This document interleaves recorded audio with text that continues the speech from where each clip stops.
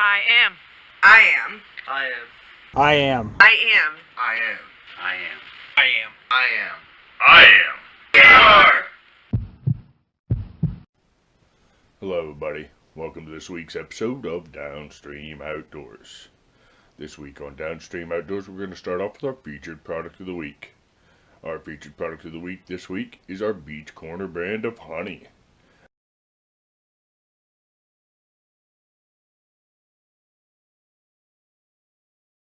Available at places like Little Rock's Natural Remedies along Route 36 in Roaring Springs, Pennsylvania, and available in the straw form at Saxton Outdoor Supply along Route 26 in Saxton, Pennsylvania. This week on Downstream Outdoors, I'm sick. That's right, the flu got my household. But thankfully, for people like the Dennises at the Dennis Homestead, they helped me out. Brady shot this nice little video, very neat little video, about a little accident he had and how he plans to prevent it in the future. I hope you enjoy it. Hey YouTube, it's Brady from the Dennis Homestead. Today I'm solving a problem here on top of my mountain. The other night my dog ended up sliding down the mountain like a half mile through the woods. And I had to traverse the mountain to go find her, and I was ill prepared and ended up getting out to the clearing at the bottom in my neighbor's yard and sliding like 200 yards at like 25 miles an hour. Very fortunately we weren't injured. We narrowly missed their house, but just the seriousness of sliding like that and not being able to catch traction, that's led me to this. I learned this when I was in the fire service. This is what we did with our firefighting boots to get traction in the ice. You know, you're out working a structure fire at 2 o'clock in the morning, 10 below zero.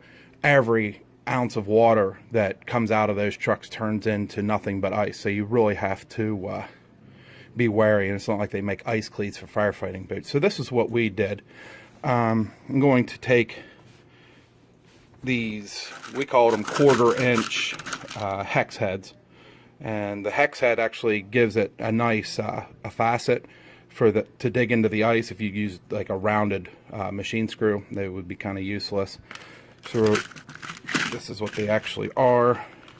It's a 6x3/8 sheet metal screw, and I'm going to use my impact here with a 1/4 inch hex head driver, and I'm going to put in 4 on the front like your typical ice cleats. I'm going to put them on the top of the tread, that way it's not up into my foot. So I'm going to put 2 on either side, and then on the back, when I was sliding down the hill, it would have been really nice to have something to dig in and get traction. I'm going to put at least 2 of them in the back. I'm going to start off with 2 because I'm not sure how that's going to make me walk.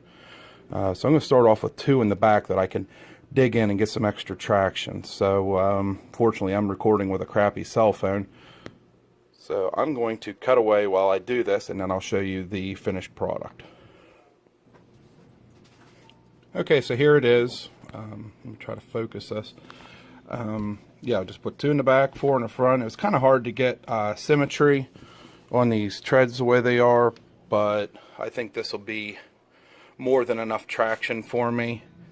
And you can always add more or less depending on your personal preferences. I tried to keep them outside of where I would actually be putting my foot down. That way I don't feel a lump or like a stone in my shoe, just in case they would push up on the bottom of the sole.